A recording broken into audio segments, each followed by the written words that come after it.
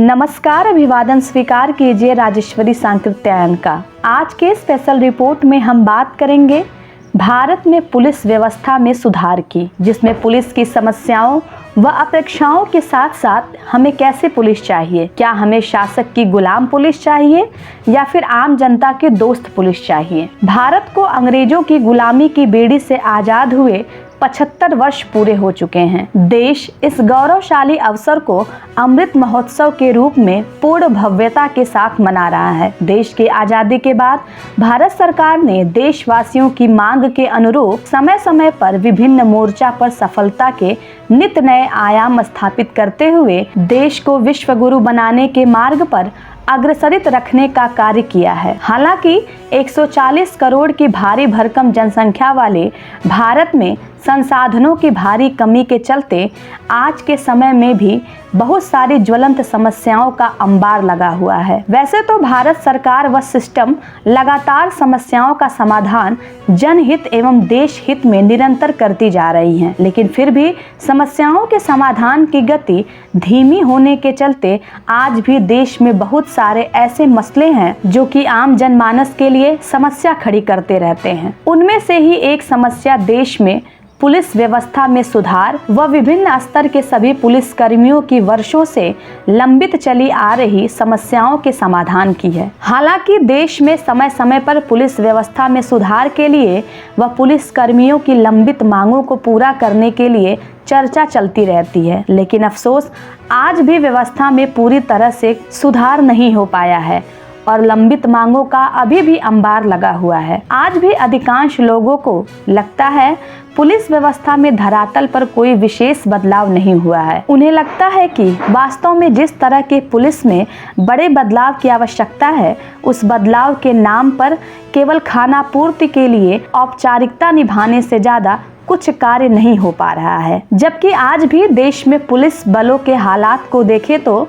जाके पाँव न फटी बेवाई, वो क्या जाने पीर पराई वाली कहावत उन पर एकदम सटीक बैठती है। जब हम पुलिस के संदर्भ में धरातल के हालात देखते हैं तो पाते हैं कि पुलिसकर्मी कुछ अपवादों को छोड़कर 24 घंटे धन्यवाद रहित जिम्मेदारी का निर्वहन करने में निष्ठा व ईमानदारी से व्यस्त हैं। एक पुलिसकर्मी पूर्ण तत्परता के साथ आंधी, तूफान, बारिश, भीषण गर्मी व सर्दी, हर मौसम व हर विपरीत से विपरीत परिस्थितियों में भी अपनी ड्यूटी को निभाने में लगा रहता है। देश में पुलिस बलों के शीर्ष अधिकारियों से लेकर एक आम सिपाही तक को जिस तरह की विपरीत परिस्थितियों व संसाधनों के अभाव में रहकर कार्य करना पड़ता है, वह उन लोगों के बुलंद हौसले को दर्शाता है। हालांकि इस प्रकार की स्थिति के चलते पुलिस बलों में कार्यरत लोग अपना बेहतर प्रदर्शन नहीं कर पाते हैं और उन लोगों की कार्य करने की क्षमता व रोजमर्रा के व्यवहार पर भी बहुत ही जबरदस्त तरीके से नकारात्मक प्रभाव पड़ता है, जो कि देश व सभ्य समाज के लिए उचित नहीं है। जबकि हम लोग यह अच्छे से जानते हैं कि हमारा देश अपने सभी निवासियों की भावनाओं के अनुरूप लोकतांत्रिक व्यवस्था को मानने वाला देश है, जहां केंद्र व राज्य सरकारों के द्वारा सामंजस्य करके शासन व्यवस्था को चलाया जाता है। देश में शासन चलाने का मूल आधार लोकतांत्रिक व्यवस्था है, जिसमें हर व्यक्ति को पूर्ण स्वतंत्रता के साथ अपने अधिकार मिले हुए हैं। लेकिन आए दिन काम के बोझ के तले दबी पुलिस इन अधिकारों का हनन जाने अनजाने में कर बैठती है। वैसे देश में जनमानस के सभी अधिकारों की रक्षा करने के लिए, देश के अंदरूनी सिस्टम को सही ढंग से चलाने के लिए, सभी वर्ग के लोगों को आपराधिक प्रवृत्ति वाले गुंडों से सुरक्षित रखने के लिए और राज्यों में कानून व्यवस्था बनाए रखने के लिए हमारे सिस्टम को भी जनता के अनुपात में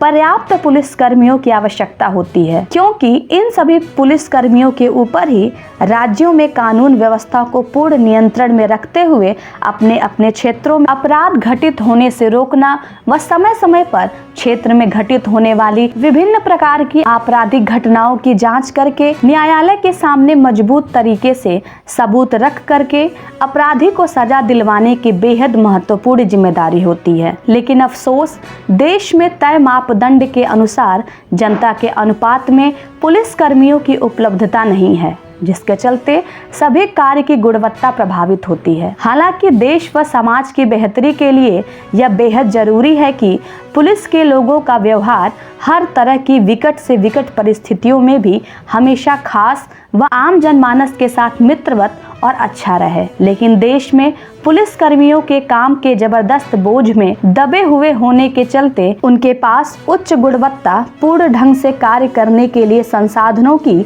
भारी कमी होने के चलते वही देश के जनसंख्याओं के घनत्व के अनुरूप तय मानकों के अनुसार देश में पुलिस कर्मियों की उपलब्धता का ना होना देश के आम जनमानस के साथ साथ पुलिस कर्मियों की समस्याओं को भी गंभीर बना देता है, जिसके चलते आम जनमानस को तो असुविधा होती ही है, वहीं पुलिस कर्मियों की कार्यशैली व व्यवहार पर बड़ा नकारात्मक प्रभाव पड़ता है, जो कि आम जनता के बीच उनकी नकारात्मक छवि बनाने का कार्य करता है। वैसे इस तरह की स्थिति किसी भी दृष्टिकोण से हमारे सभ्य समाज व पुलिस बलों के कर्मियों के लिए बिल्कुल भी उचित नहीं है। वैसे भी देखा जाए तो आजकल देश दुनिया में जिस तरह का बेहद भाग दौड़ भरा माहौल चल रहा है, उस समय अपराध भी बहुत तेजी से बढ़ रहा है। तकनीक वाले इस दौर में छोटे बड़े अपराधी तक भी अत्याधुनिक संसाधनों से लैस हैं। वहीं पुलिस आज भी अंग्रेजों के जमाने के कानून व हथियारों के बलबूते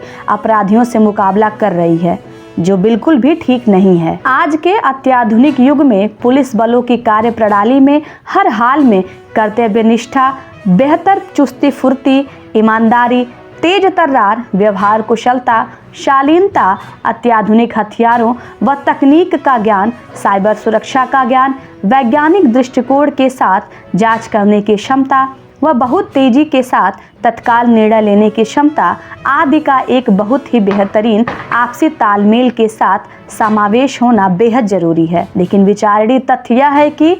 क्या आज देश में ऐसे पुलिस बल उपलब्ध हैं? देश के आम जनमानस को लगता है कि पुलिस बलों में कार्यरत लोगों का आम जनता के साथ जैसा व्यवहार होना चाहिए, उसकी कल्पना भी पूरे भारत में कहीं पर भी नहीं की जा सकती है। वहीं पुलिस बलों में कार्यरत लोगों को लगता है कि सिस्टम व आम जनमानस को केवल अपनी सुरक्षा की चिंता है। किसी का भी उनकी वर्षों से लंबित मांगों व गंभीर समस्याओं के चलते प्रदर्शन पर पड़ रहे नकारात्मक प्रभाव पर ध्यान नहीं जाता है। वैसे देखा जाए तो धरातल पर स्थिति यह है कि देश के अधिकांश राज्यों में आज भी पुलिस विभाग में अंग्रेजी शासन काल के समय के नियम कायदे कानून धड़ल्ले से चल रहे हैं। अधिकांश राज्यों में पुलिस महकमा बहुत लंबे समय से आधुनिक हथियार व अन्य बेहद जरूरी संसाधनों की भारी कमी व स्टाफ की भारी कमी से जूझ रहे हैं, जिसका हमारे देश के हुड़दंगी लोग व अपराधियों के साथ साथ लापरवाह व कुछ भ्रष्ट पुलिसकर्मी आदि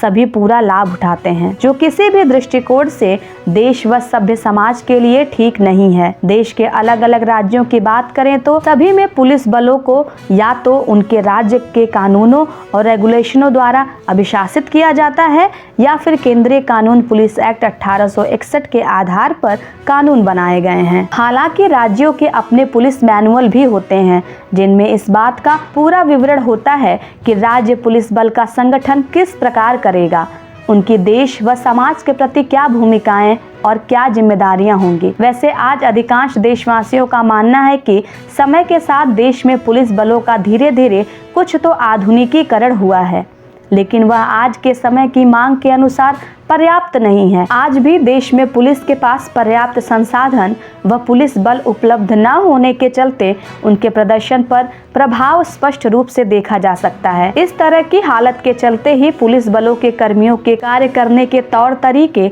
व बोलने की शैली में कोई खास बदलाव धरातल पर नहीं आ पाया है। देश के आम जनमानस की यह धारणा बन गई है कि आज के आधुनिक भारत में भी पुलिस बलों के लोगों का व्यवहार देखकर लगता है कि आज़ादी से पहले भी पुलिस बलों के लोगों का अपना काम देश के आम जनमानस को डराना, धमकाना व दमन करना था। वहीं दुर्भाग्य से आज के समय में भी कुछ पुलिस बलों के व्यवहार की वजह से आज़ाद भारत में भी वही पुरानी हालत बनी हुई है, जो स्थिति देशवासियों के साथ साथ पूर्ण ईमानदारी व निष्ठा से कार्य करने वाले बहुत सारे मेहनती पुलिस कर्मियों के मनोबल के लिए बिल्कुल भी ठीक ठीक नहीं है। वैसे हम लोगों को पुलिस कर्मियों के प्रति बनी इस बेहद नकारात्मक मानसिकता से जल्द उबरने की जरूरत है। उस नकारात्मक स्थिति को पूर्ण रूप से धरातल पर बदलने के लिए हमारे देश के कर्ता धर्ताओं व पुलिस बलों के शीर्ष नेतृत्व के पास बहुत सारी विशेष कार्य योजनाएं मौजूद हैं, लेकिन ना जाने क्यों आज भी हमारा सिस्टम व पुलिस का शीर्ष नेतृत्व धरातल पर इन ज्वलंत समस्याओं का अस्थायी रूप से निदान कर पुलिस कर्मियों को राहत प्रदान करने की जरूरत को क्यों नहीं समझता है। आज देश में एक तरफ जहां आम जनमानस का विश्वास जीतने के लिए पुलिस कर्मियों की कार्यशैली व व्यवहार में बदलाव करने की तत्काल आवश्यकता है, वहीं दूसरी तरफ कदम कदम पर अव्यवस्थाओं से जूझ रही पुलिस बलों के लोगों की सभी प्रकार की समस्याओं के निदान करते हुए वर्षों से लंबित उनकी मांगों को पूरा करते हुए आधुनिकीकरण करने की आवश्यकता है और धरातल पर पूर्ण ईमानदारी से पुलिस मैनुअल लागू करने की आवश्यकता है। लेकिन लगता है कि पुलिस को निष्पक्ष की जगह अपने हाथ की कठपुतली बनाकर रखने के चक्कर में इस सब की जरूरत हमारे देश के सिस्टम में बैठे कुछ प्रभावशाली लोगों, नीति निर्माताओं व राजनीतिक व्यवस्था को संभालने वाले अधिकांश ताकतवर कर्णधारों ने शायद आज तक भी नहीं समझी है। शीर्ष पदों पर बैठे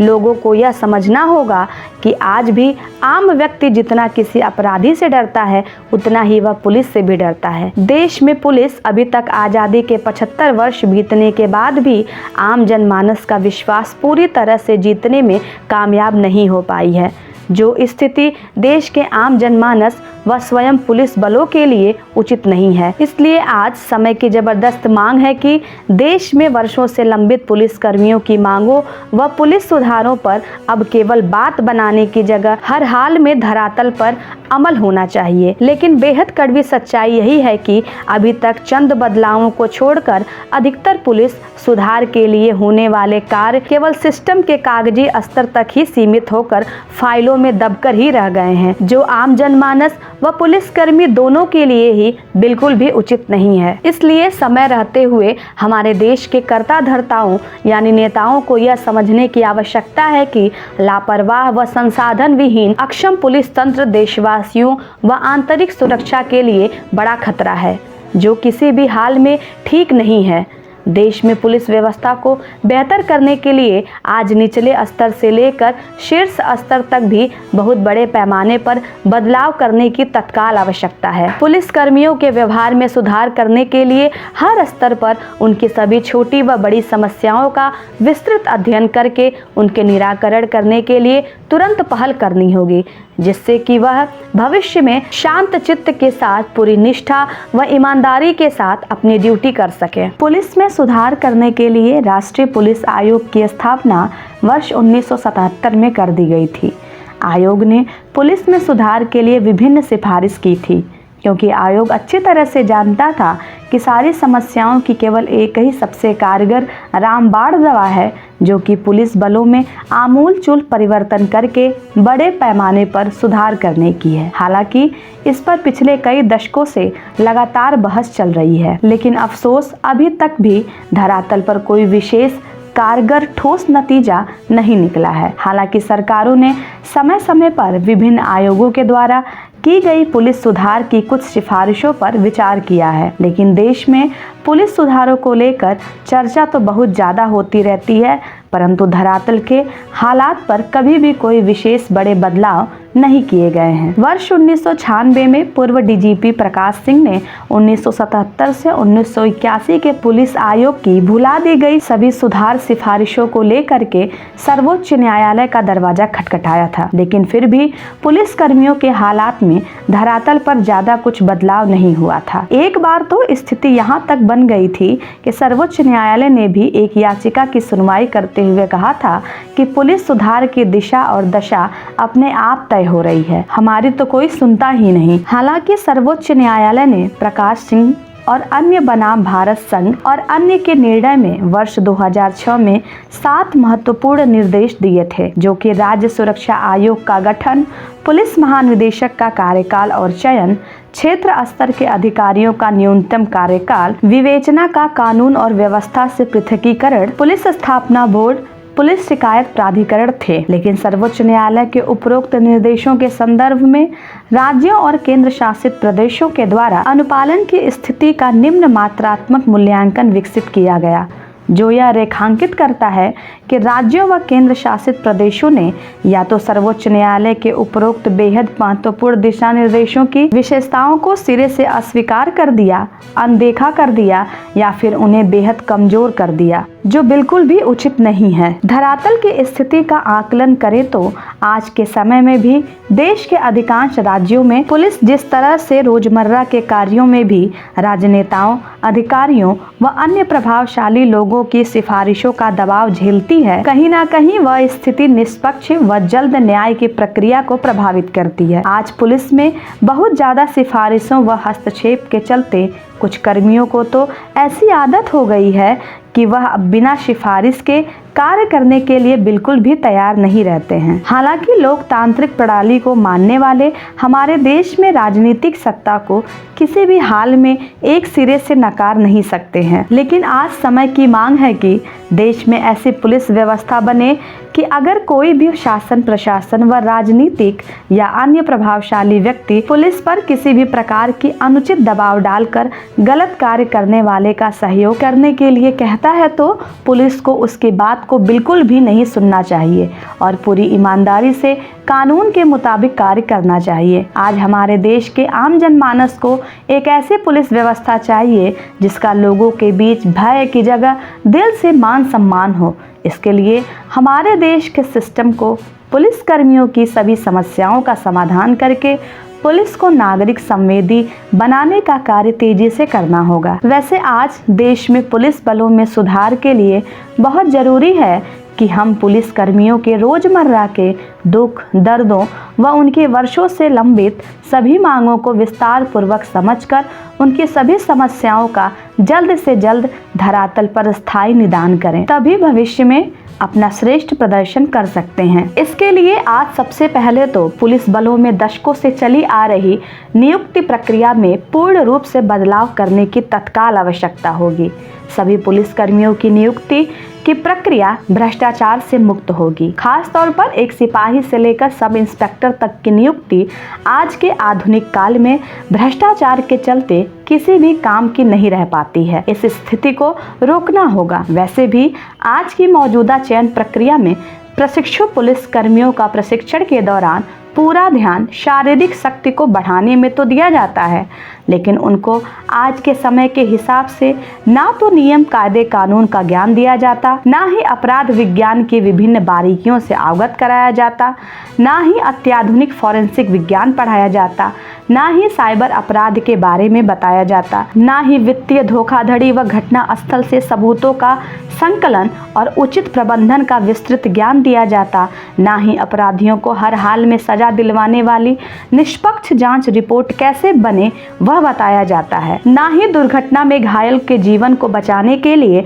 प्राथमिक चिकित्सा कैसे करें आदि के संदर्भ में पूर्णतः नहीं सिखाया जाता है, जिसका लाभ अपराधी को मिलता है और वह निरंतर अपराध करता रहता है। वैसे भी समय समय पर आने वाली विभिन्न रिपोर्टों का अध्ययन करें तो देश के अधिकांश राज्यों में जनसंख्या के अनुपात के हिसाब से पुलिस कर्मियों की संख्या बहुत कम है। वहीं आज के आधुनिक काल के हिसाब से पूरी तरह से ट्रेंड पुलिस कर्मियों का बड़े पैमाने पर अभाव है। अधिकांश राज्यों में पुलिस बलों के पास चंद ही ट्रेंड पुलिस कर्मी मौजूद हैं। पुलिस बलों का बुनियादी ढांचा आज की जरूरतों को पूरा करने के लिए पर्याप्त नहीं है। आज भी पुलिस वालों को अपने खटारा वाहनों में आए दिन धक्का लगाते हुए देखा जा सकता है। उनको दशकों पुराने जंग लगे हथियारों के दम पर अपनी जान जोखिम में डालकर जनता की सुरक्षा करने के लिए एक तरह से मजबूर किया जा रहा है। थानों में जब्त वाहन जंग खा रहे हैं, माल खाने में चूहे व दीमक मजे उड़ा रहे हैं। देश भर में राज्यवार पुलिस कर्मियों के वेतन,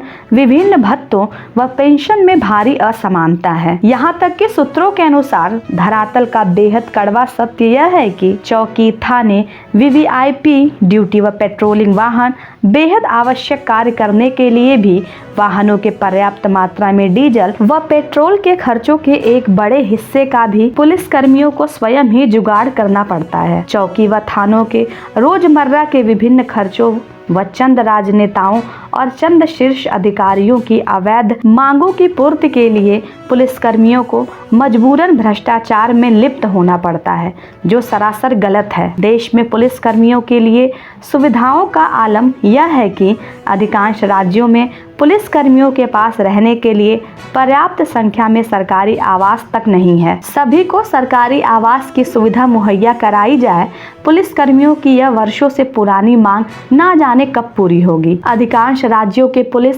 मेस में खाने की व्यवस्था से बदहाल हैं। अब तो इस हालात के देश में आए दिन वीडियो वायरल होते रहते हैं। मेस में पुलिसकर्मियों को समय से गुणवत्तापूर्ण अच्छा भोजन उपलब्ध करवाना अपने आप में एक बहुत बड़ी चुनौती है। शारीरिक क्षमता को बेहतर रखने के लिए 16 से 20 घंटे की अघोषित ड्यूटी करने की जगह समय से छुट्टी मिलने का पुलिसकर्मियों का दशकों पुराना सपना ना जाने आखिरकार कब तक पूरा हो पाएगा। कार्य क्षमता को बेहतर बनाए रखने के लिए ड्यूटी का समय 8 घंटे निर्धारित करवाना पुलिसकर्मियों का दशकों पुराना एक बहुत बड़ा सपना है। 30 दिवस का आकस्मिक अवकाश व 30 दिवस का इमरजेंसी अवकाश पुलिसकर्मियों की वर्षों पुरानी लंबित मांग है। पुलिसकर्मियों को अवकाश के मध्य में पड़ने वाला राजपत्रित अवकाश देना होगा। सभी कर्मियों को मोटरसाइकिल के पेट्रोल के लिए भत्ता दिया जाए, मोबाइल फोन के लिए भत्ता दिया जाए, ड्रेस के रखरखाव के लिए उचित भत्ता दिया जाए, पुलिसकर्मियों के परिजनों की बेहतर चिकित्सा की व्यवस्था की जाए, सब इंस्पेक्टरों को गृह जनपद छोड़कर तैनाती दी जाए, बॉर्डर स्कीम खत्म की जाए, पुलिसकर्मियों को शहादत पर सैनिक की तरह से शहीद का दर्जा दिया जाए, शहादत व दुर्घटना पर जल्द उचित मुआवजा व परिजनों को जल्द से जल्द नौकरी दी जाए। पुलिसकर्मियों को आज के अनुसार तैयार रखने के लिए नौकरी के साथ साथ पढ़ाई की व्यवस्था करवाई जाए। पुलिसकर्मियों के बच्चों की शिक्षा के लिए उच्च स्तरीय गुणवत्ता पूर्ण पुलिस स्कूल बने, सेना की तरह कैंटीन की व्यवस्था लागू हो, आदि वर्षों से पुरानी लंबित मांगों को पूरा करके पुलिस बलों से भ्रष्टाचार को काफी हद तक समाप्त किया जा सकता है। वैसे भी 21वीं सदी के आधुनिक भारत में अब वह समय आ गया है जब देश के नीति निर्माताओं व सिस्टम को पुलिसकर्मियों की कार्य क्षमता को बढ़ाने के लिए धरातल पर वास्तव में कार्य करना होगा। निष्पक्ष व न्याय की रक्षा के लिए पुलिसकर्मियों को किसी भी प्रकार के अनैतिक हस्तक्षेप व बदलाव की गिरफ्त से मुक्त रखना होगा। पुलिस को आम जनमानस से मित्रवत व्यवहार करने वाला, शालीन, तेज तर्रार, व्यवहार कुशल बनाते हुए शासक की गुलाम पुलिस की जगह आम जनता की दोस्त पुलिस में परिवर्तित करना होगा। तभी देश में नियम, कायदे व कानून का राम राज्य स्थापित होगा और आम जनमानस सुरक्षित होगा। यदि आपको यह स्पेशल रिपोर्ट पसंद आई हो तो अपना विचार व सुझाव कमेंट बॉक्स में अवश्य लिखें। ज़्यादा से ज़्यादा लाइक व शेयर करें। यदि आपने अभी तक जनहित इंडिया को सब्सक्राइब नहीं किया है तो प्लीज़ इसे सब्सक्राइब भी करें। राजेश्वरी को सुनने के लिए धन्यवाद।